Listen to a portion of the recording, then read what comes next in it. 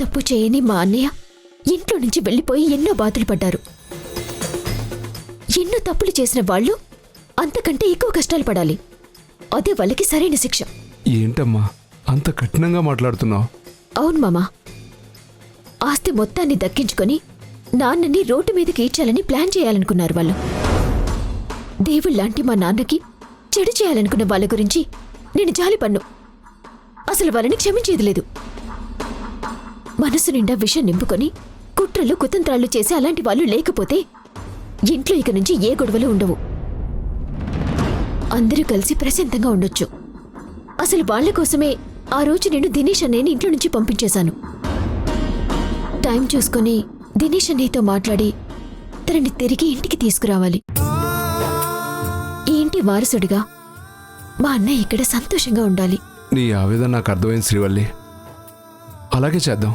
మామా, నువ్వు కేశవ్ అన్నయ్య వాళ్ళ గురించి బాధపడి నీ టైం వేస్ట్ చేసుకోకు. ఆ విషయం గురించి వదిలే. ఒక 2 రోజులు పోతే అంతా సర్దుకుంటుంది. అమ్మ నాన్నలు కూడా మెల్లిగా బాధల నుండి బయటపడతారు. అర్థమైందా? రా త్రిదేవ్, రా. ఎరా, మేము ఆ ఇంట్లోంచి వచ్చేసాక అక్కడ మనుషులు ఎలా ఉన్నారు? మా గురించి ఏమంటున్నారు? మీరు బయటకు వచ్చేసినందుకు అందరూ చాలా ఫీల్ అవుతున్నారు బావా. ముఖ్యంగా కోదండరామయ్య అయితే చాలా బాధపడిపోతున్నాడు. ఏమో అనుకున్నాను కాని బావా, ముసలోడికి నీ మీద ప్రేమ బాగానే ఉంది. 25 ఏళ్లు పెంచాడు కదా, ఆ మాత్రం ఉంటుందిలే. నువ్వు కోపంతో వెళ్ళావని 2 రోజులు ఆగితే కోపం తగ్గిపోయి మళ్ళీ నువ్వే తిరిగొస్తావని శ్రీవల్లి మావయ్యకి చెప్పింది. లేకపోతే నిన్ను వెతుక్కుంటూ నీ దగ్గరికే వచ్చిండేవాడు. వస్తే మాత్రం మేము వెళ్తామా ఏంటి? ఆయనకి బుద్ధొచ్చేలా గడ్డి పెట్టి పంపిస్తాం. రే, నువ్వు కూడా ఆ ఇంట్లో ఉండకు. ఆస్తిని ప్రసాదం పంచినట్టు అందరికీ పంచిపెట్టడం నాకు నచ్చలేదని చెప్పి వచ్చి, అప్పుడు తన అల్లుడు కూడా బయటికి వెళ్ళిపోయాడని ఆ కోదండరామయ్య కుమిలి చేస్తాడు. అక్క, మీరు ఆవేశపడి వచ్చేశారు. నేను మీలాగే చేస్తే మనకి లాభం కన్నా నష్టమే ఎక్కువ. అయినా అందరం బయటకు వచ్చేస్తే ఎలా? ఆ ఇంట్లో ఏం జరుగుతుందో మనకెలా తెలుస్తుంది? మనలో ఎవరో ఒకరు ఆ ఇంట్లో ఖచ్చితంగా ఉండాలి. అది కరెక్టే. నువ్వక్కడే ఉండి ఎప్పటికప్పుడు మాకు ఇన్ఫర్మేషన్ ఇస్తూ ఉండు. ఇక్కడి నుంచి ఏం చెయ్యాలో నేను చూసుకుంటాను. అవును బావా, ఆయన ఎప్పుడు ఏ నిర్ణయం తీసుకుంటాడో తెలియట్లేదు. మరో పక్క శ్రీవల్లి చాలా తెలివిగా పావులు కదుపుతుంది. ఇంకా తీసుకోవడానికి ఏముంది? ఆల్రెడీ అన్ని నిర్ణయాలు తీసుకున్నాడు కదా. ముష్టి వాళ్ళకు కూడా 100 కోట్ల అప్పనంగా ఇచ్చేశాడు కదా. కేశవ మీద ఎంత ప్రేమున్నా ఆస్తి మొత్తం ఎలాగో తనకి రాసివ్వడు. అలా వచ్చే మార్గం ఏదైనా ఉంటే చెప్పు, అప్పుడు ఆలోచిస్తాం. మీరు వచ్చేసిన దగ్గర నుంచి నేను దాని గురించి ఆలోచిస్తున్నాను బావా. ఇంట్లో నుంచి వచ్చేటప్పుడు నువ్వు సీతమ్మతో నీ మొగుణ్ణి కోర్టులో కలుస్తానని చెప్పావు కదా. అవును. అయితే ఆ రూట్లోనే ప్లాన్ చేద్దాం. నేను కూడా అదే అనుకుంటున్నాను. కాకపోతే ఎలా ప్రొసీడ్ కావాలో తెలియట్లేదు. అందుకు నేనున్నాను కదా బావా, నేను చూసుకుంటాను.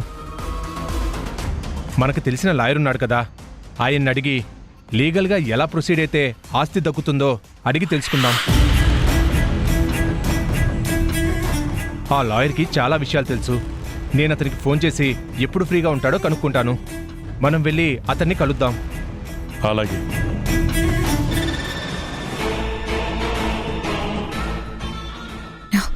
కేశవా, ఎక్కడికెళ్ళావు? బయటికి ఎక్కడికైనా వెళ్తే చెప్పెళ్ళొచ్చు కదా. నేను వెళ్ళే టైంకి నువ్వు స్నానం చేస్తున్నావు, అందుకే చెప్పకుండా వెళ్ళాను.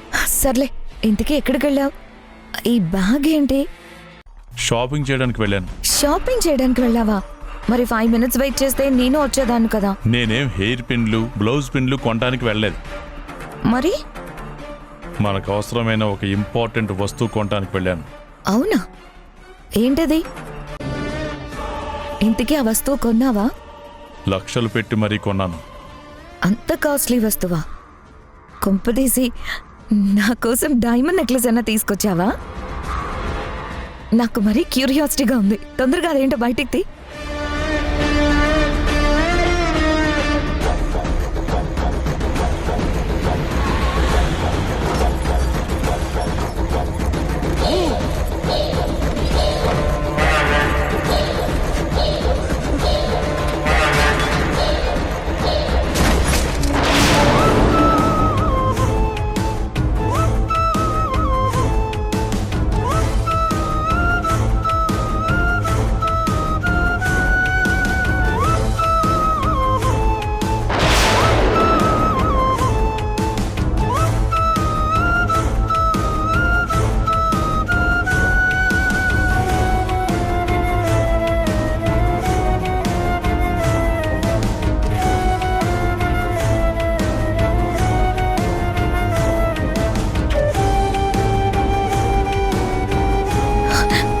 కేశవ, రివాల్వర్ నాకు గురి పెట్టావేంటి?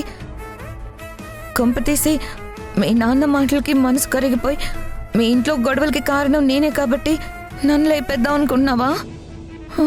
ఛ, నువ్వు నా ప్రాణం ఆర్తి, నిన్నెందుకు చంపుకుంటాను?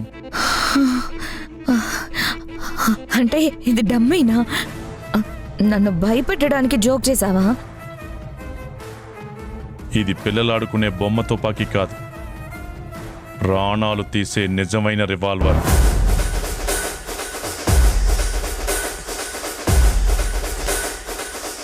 ఏంటలా చూస్తున్నావు?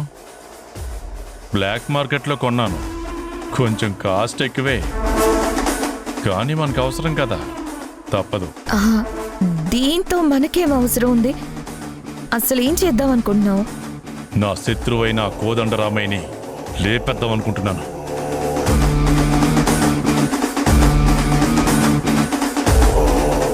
మనం కోదండరామయ్య మీద లీగల్గా ఫైట్ చేద్దాం అనుకున్నాం కదా, ఈ టైంలో మర్డర్ చేయడం అవసరమా? నేనేం ఇప్పుడే వెళ్ళి ఆ కోదండరామయ్యని లేపేస్తానని చెప్పట్లేదు. మరి నేను చెప్పేది పూర్తిగా విను. చెప్పు. మనం లాయర్తో మాట్లాడి కోర్టులోనే కోదండరామయ్య సంగతి తేలుద్దాం. మనం అనుకున్నట్టు లీగల్గానే ప్రొసీడ్ అవుదాం.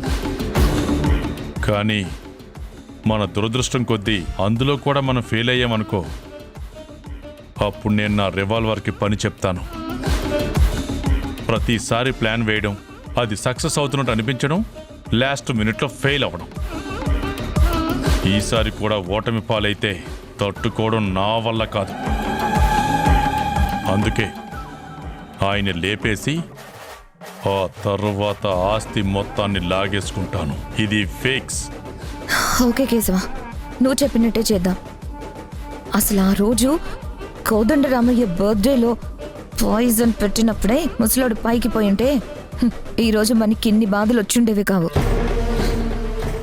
ఆఖరికి హాస్పిటల్లో లేపేద్దాం అనుకున్నా కుదరలేదు. కానీ ఈసారి మాత్రం వదిలిపెట్టద్దు. లీగల్గా గెలిచామా ఓకే, లేదంటే ఇల్లీగల్గా ప్రొసీడ్ అవ్వడమే. మనం అప్పుడు చేసిన మర్డర్ అటెంప్ట్లో తప్పించుకున్నా ఈసారి మాత్రం తప్పించుకోలేడు ఆర్తి. కోదండరామయ్య మరణ శాసనం నేనే రాసి పెంచిన రుణం తీర్చుకుంటాను.